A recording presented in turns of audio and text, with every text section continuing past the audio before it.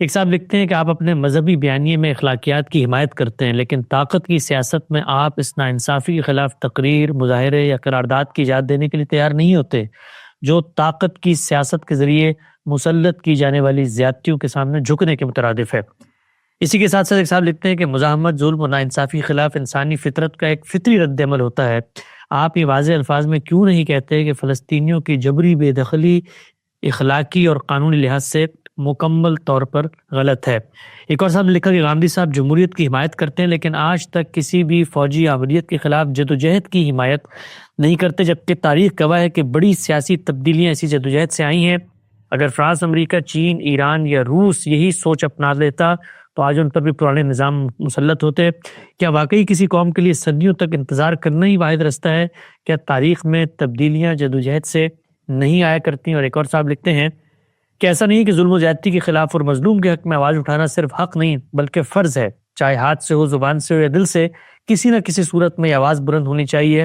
مظلوم کو یہ درس دینا کہ وہ پہلے ظالم کی جتنی طاقت حاصل کرے پھر اقدام کرے، ایک اخلاقی کمزوری ہے۔ اگر گاندھی، جناح، ہوچیمون، منڈیلا اور طالبان نے بھی اسی پرامن جدوجہد کا رستہ اختیار کیا ہوتا تو کبھی بھی اس ابتدائی طاقتیں جھکنے پر مجبور نہ ہوتی۔ اور ایک آخری کمنٹ غام صاحب آپ کی خدمت میں کہا ہے کہ غامدی صاحب آپ کو یہ کہنے کی توفیق کیوں نہیں ہوتی کہ فلسطین پر نسل کشی باقاعدہ مسلط ہے، اور اللہ نے جس اسلامی ملک کو آج کے دور میں جس حساب سے فوجی طاقت ادا کی ہے اس ملک کو چاہیے کہ فلسطین کے مسلمانوں کی مدد کے لیے پہنچے۔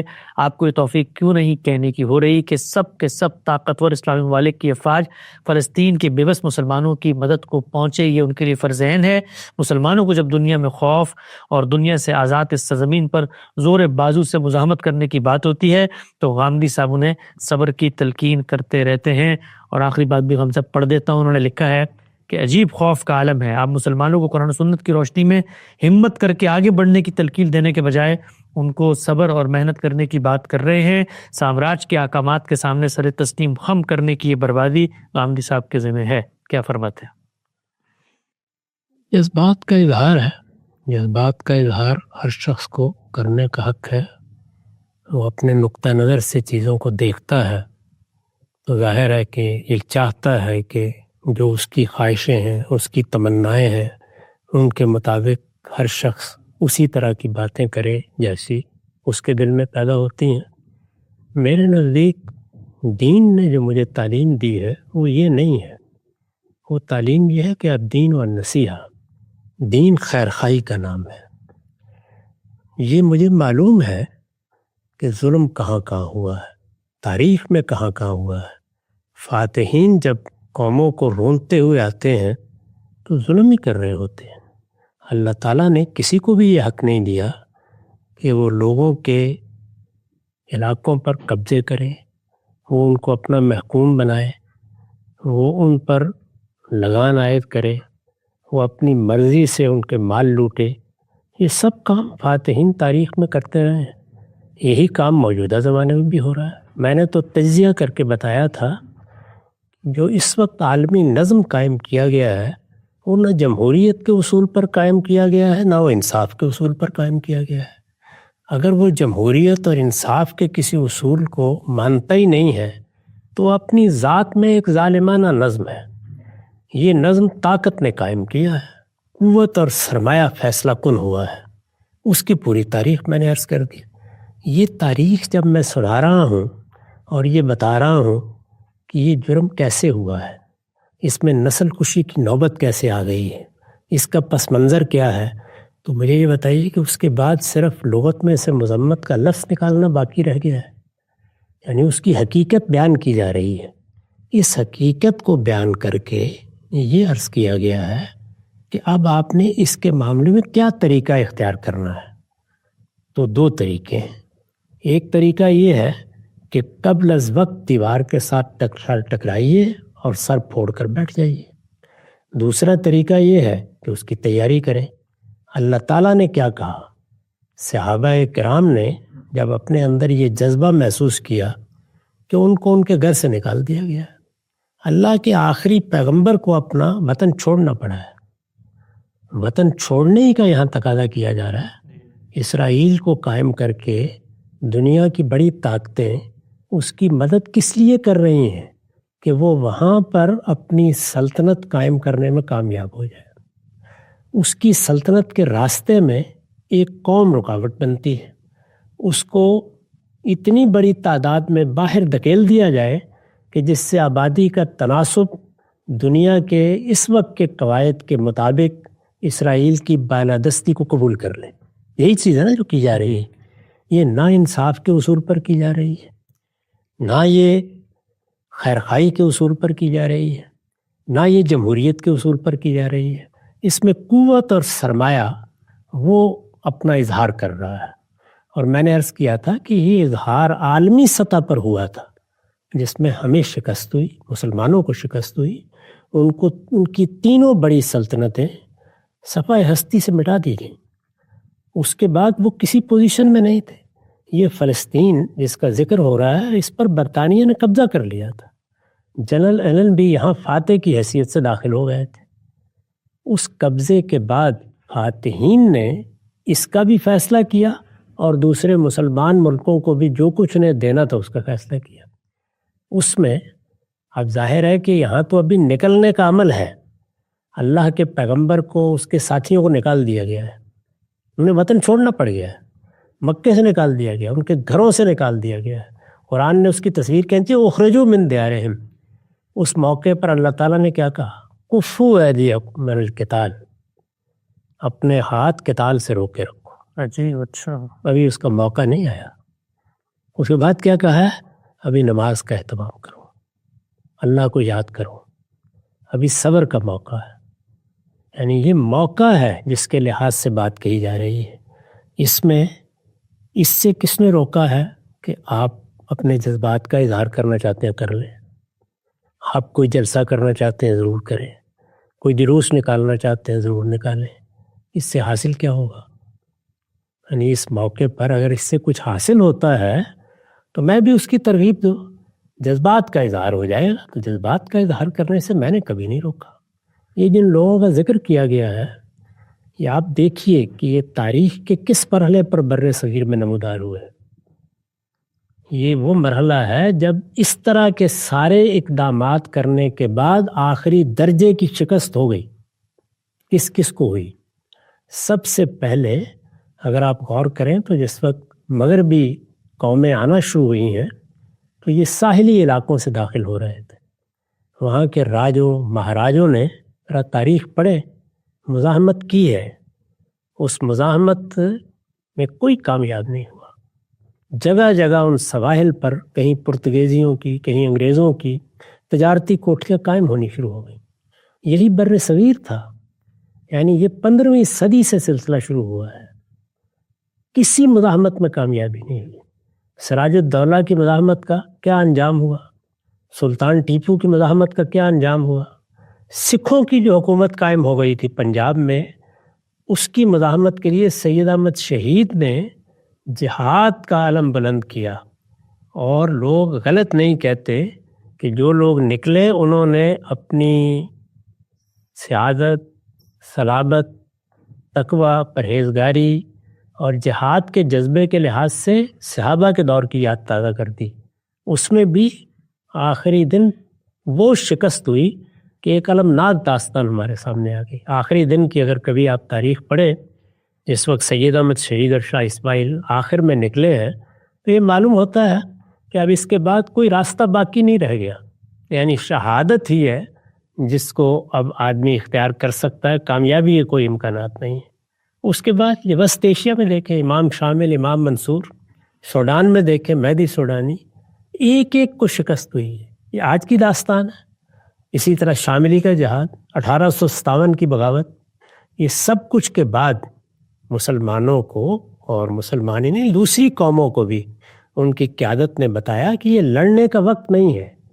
اس میں طاقت کا ایسا توازن قائم ہو گیا ہے، اسلحے کا اتنا فرق واقع ہو گیا ہے، بحری قوت میں اتنا زیادہ تغیر آ گیا ہے کہ اب لڑا نہیں جا سکتا. لڑا نہیں جا سکتا تو کفوا ایدیکم من القتال، اس وقت اپنی تعمیر میں لگ جاؤ.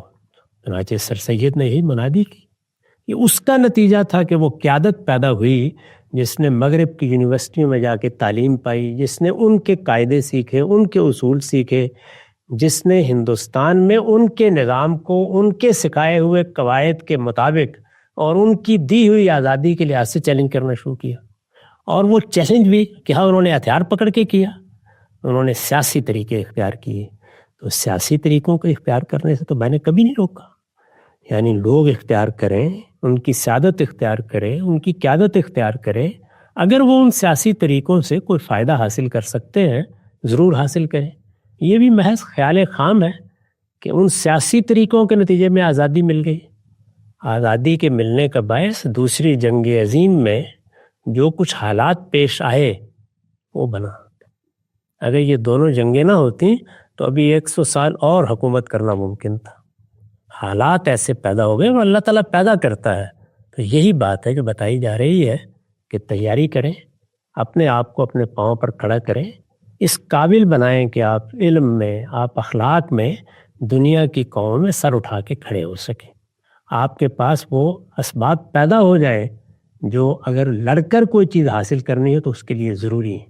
اس میں نے عرض کیا تھا کہ جس وقت آپ لڑنے کا فیصلہ کرتے ہیں تو ہمارے دین کی روح سے جو قرآن نے سکھایا ہے ہم کو وہ یہ ہے کہ پہلے یہ دیکھو کہ کیا فتح یقینی ہے.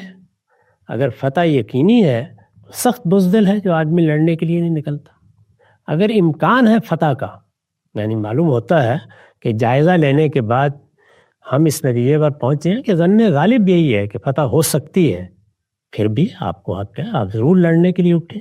اسی خیال سے اسرائیل پر سارے ہی مسلمان ملکوں نے جو قریب ہیں مل کر بھی حملے کیے ہیں. 2 مرتبہ یہ جنگ ہوئی ہے، اس میں بھی شکست ہو، کچھ بھی نہیں کیا جا سکا. تو اس طریقے سے اپنی طاقت کا جائزہ لے دیں. امکان ہے اس بات کا.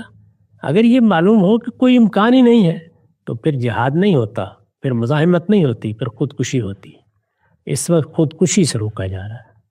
یہ خودکشی ہوئی ہے جس میں ہزاروں کی تعداد میں بچے مرے ہیں، جس میں اتنے بڑے پیمانے کے اوپر لوگوں کی جان و مال کا نقصان ہوا ہے، جس میں ایک پوری قوم کی، اس میں کوئی شک نہیں، نسل کشی کی نوبت آ گئی.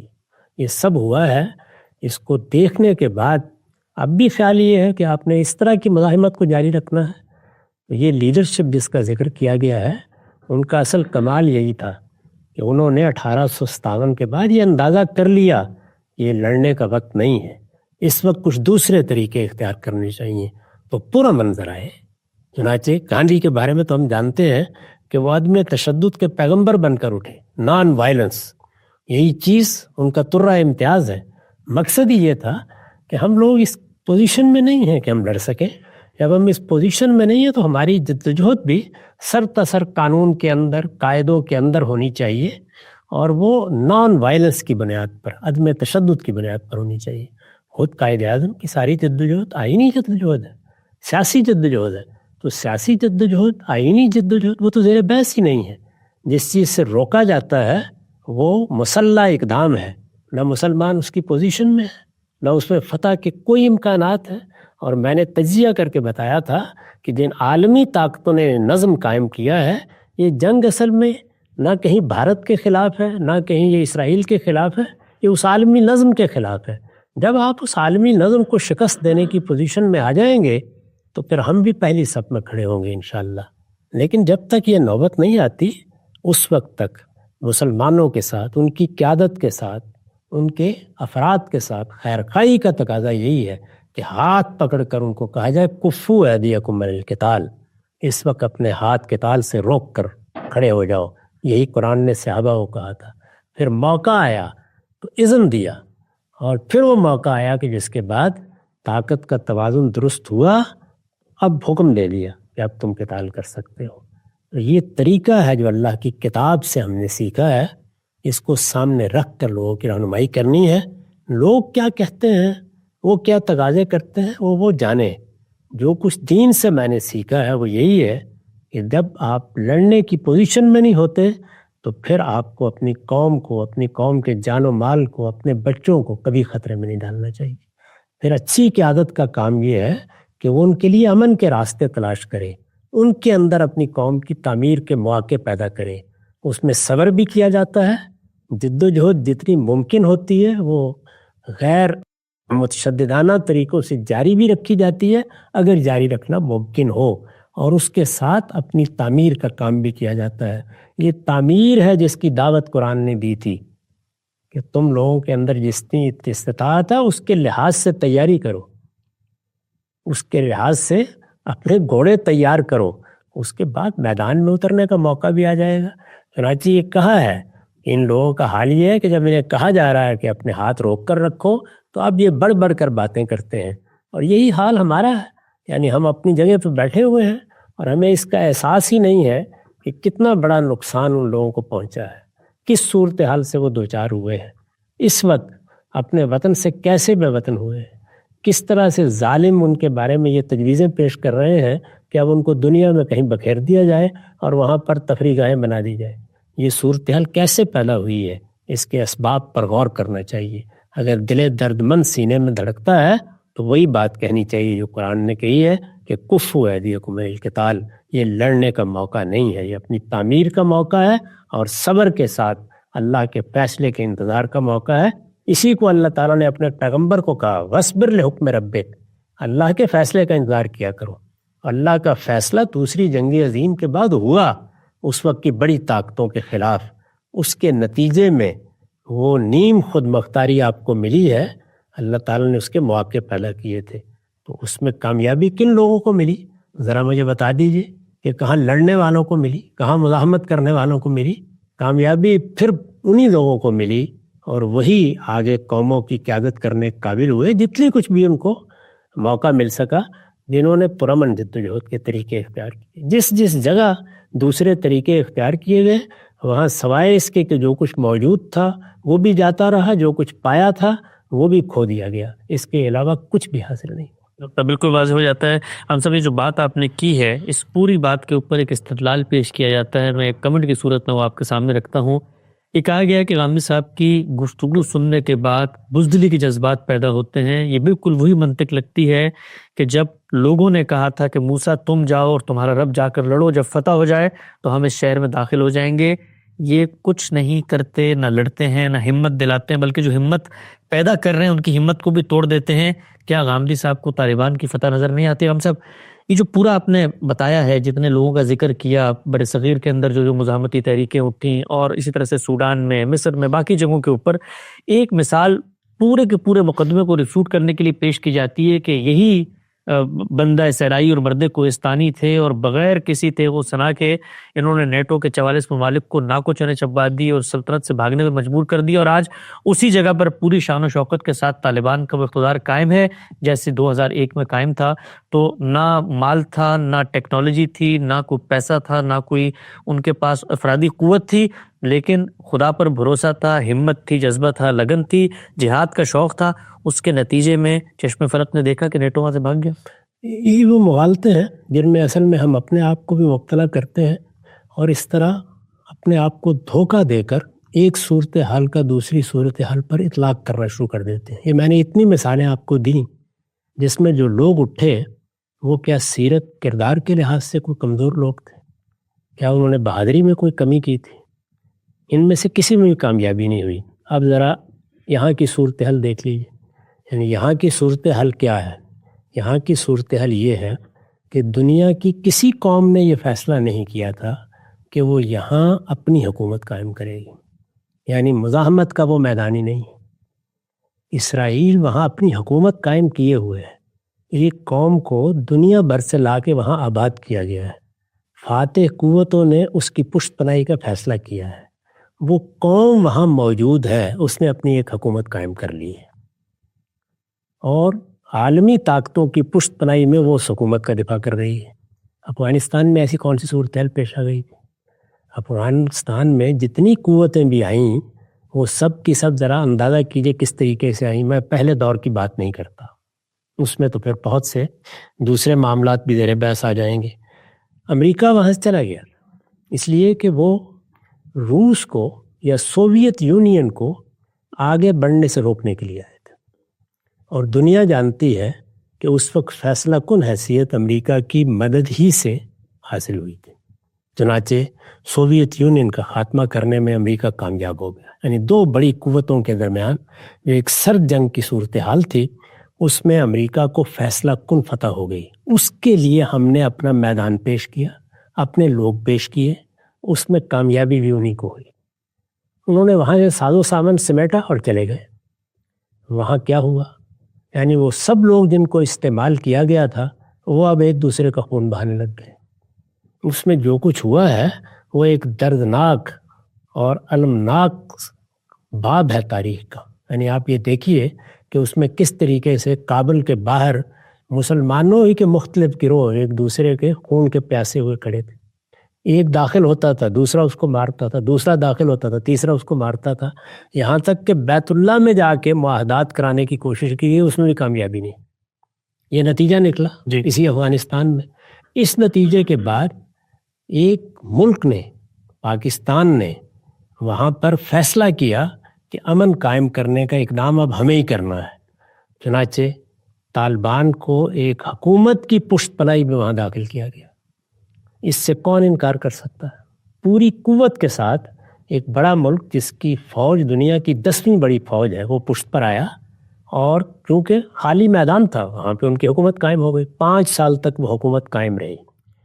جس طریقے سے ہم بالعموم کرتے ہیں وہی ہوا۔ یہ آپ جانتے ہیں کہ وہاں اسامہ بن لادن، وہاں دوسری بہت سی قوتیں جمع ہوئیں، اور اس کے بعد وہ حادثہ ہوا جس کو امریکہ کی تاریخ کا ایک بڑا حادثہ کہا جاتا ہے۔ اس حادثے کے بعد ان مجرموں کو، جن کو انہوں نے مجرم سمجھا، ان مجرموں کو سزا دینے کے لیے امریکہ بھی حملہ آور ہوا، نیٹو کے ممالک بھی حملہ آور ہوئے۔ چند ہفتوں کے اندر اندر انہوں نے صفایا کر کے رکھ دیا۔ طالبان کی حکومت بھی ختم ہو گئی، نہ پرندے اترے، نہ نصرت آئی، کچھ بھی نہیں ہوا، خاتمہ ہو گیا ہر چیز کا۔ ہر چیز کا خاتمہ کر دینے کے بعد یہ اطمینان سے واپس آ جاتے ہیں۔ جو حماقت انہوں نے کی وہ یہ کہ یہاں افغانوں کی ایک جمہوری حکومت قائم کرنے کی صحیح کی جائے۔ یعنی یہ فیصلہ نہیں کیا جائے گا کہ اب ہم یہاں اپنی حکومت قائم رکھیں گے۔ نہ یہ فیصلہ نیٹو نے کیا تھا، نہ امریکہ نے کیا تھا، نہ عالمی قوتوں نے کیا تھا۔ افغانستان اپنے حالات، اپنے پس منظر اور یہ جو کچھ ہوا ہے اس کو ملحوظ رکھ کے دیکھا جائے تو جمہوری حکومت کے قیام کے قابل ہی نہیں تھا۔ چنانچہ ایک لمبے عرصے تک، کم و بیش 20 سال تک، امریکہ نے وہاں رہ کر وہ حکومت قائم کی، دستور بنایا، اس کو چلا کے دکھایا، اور یہ توقع کی کہ یہ لوگ اپنے پاؤں پر کھڑا ہو کر افغان قوم ایک حکومت بنانے کے لیے کامیاب ہو جائے۔ اندازہ کر لیا گیا کہ وہ اس میں کامیاب نہیں ہو سکتے، تو اپنا سامان سمیٹا اور چلے آئے۔ اس کے بعد خالی میدان میں آپ نے جا کر یہ کہا کہ اب تو یہاں رانجھے ہی کے دیس ہوگا۔ اس کو فتح کہا جاتا ہے۔ یہ افغان قوم کی شکست ہے، یہ جمہوری اقدار کی شکست ہے، یہ قانون کی حکمرانی کی شکست ہے۔ اور اس میں اگر کوئی اس نوعیت کی فتح بھی پائی گئی ہے تو پشت کے اوپر ایک باقاعدہ حکومت دنیا کی 10ویں بڑی فوج کے ساتھ اور وسائل کے ساتھ کھڑی رہی ہے۔ اس نے اپنے مقاصد کے لیے کہ ہماری یہ سرحد محفوظ ہو جائے پناہ دی ہے، مدد کی ہے، تربیت کی ہے، یہ سارے کام کیے ہیں۔ یہ کیا داستان ہے جو سنائی جا رہی ہے؟ اس کی حقیقت وہ نہیں ہے جو لوگ بیان کرتے ہیں۔ تو بالکل واضح ہو گیا ہے، جس چیز کو عام طور پہ فتح سے تشبیہ دی جاتی ہے وہ حقیقت میں کیا ہے۔ اور ہم سب یہ جب سب کچھ ہوا تو کیا کبھی ایسا بھی ہوا ہے دنیا میں کہ جب فتح ہو رہی ہو تو باقاعدہ امن معاہدے لکھے جا رہے ہوں، اس میں طے کیا جا رہا ہو کہ امریکہ کی سلامتی پر، اس کے وسائل پر طالبان کی سرزمین استعمال نہیں ہوگی؟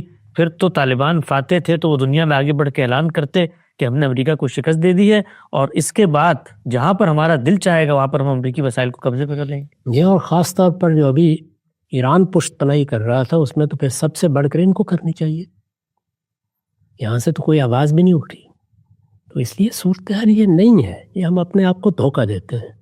تو میں اس طرح کی تنقیدوں کے نتیجے میں کوئی مذمت کے الفاظ کہہ کر یا فلاں لفظ کہہ کر یا فلاں بات کر کے لوگوں کو دھوکہ نہیں دینا چاہتا۔ میرے نزدیک بالکل واضح صورتحال ہے کہ اس وقت جو عالمی نظم قائم ہے، جب تک اس میں تبدیلی نہیں آتی، وہ تبدیلی ظاہر ہے کہ ایسا نہیں ہے، اللہ تعالیٰ کا قانون ہے، تلک الایام نداولها بین الناس، تبدیلیاں آنی ہیں، وہ آتی ہیں۔ جب تک وہ تبدیلی نہیں آتی اس وقت تک اس کے کوئی امکانات نہیں ہیں کہ کوئی مسلح جدوجہد کامیاب ہو جائے۔ جب یہ بات نظر آ رہی ہے، آنکھوں کے سامنے ہے، تو پھر ایک ہی راستہ رہ جاتا ہے، اور وہ یہ ہے کہ صبر کے ساتھ جو کچھ ملا ہے اس پر اللہ کا شکر ادا کیا جائے اور اپنی تعمیر میں مصروف ہو کر اپنے آپ کو اس قابل کیا جائے کہ دنیا کی آنکھوں میں آنکھوں ڈال کر آپ انصاف حاصل کر سکیں۔ انصاف قوت سے حاصل ہوتا ہے بین الاقوامی معاملات میں، وہ بین الاقوامی قانون کے حوالے دینے سے حاصل نہیں ہوتا۔ تو بالکل واضح ہو گیا عام صاحب سے جو ہم نے گفتگو کی ہے، اگرچہ اس وقت مسلمانوں کی اکثریت جس جذباتی کیفیت میں ہے وہ اس کو سمجھنے اور اپریشیٹ کرنے سے قاصر ہے، لیکن بعض فیصلے تاریخ پر چھوڑ دیتے ہیں، وقت ختم ہوتا ہے، دوبارہ حاضر خدمت ہوں گے۔ اب تک آپ کا بہت شکریہ۔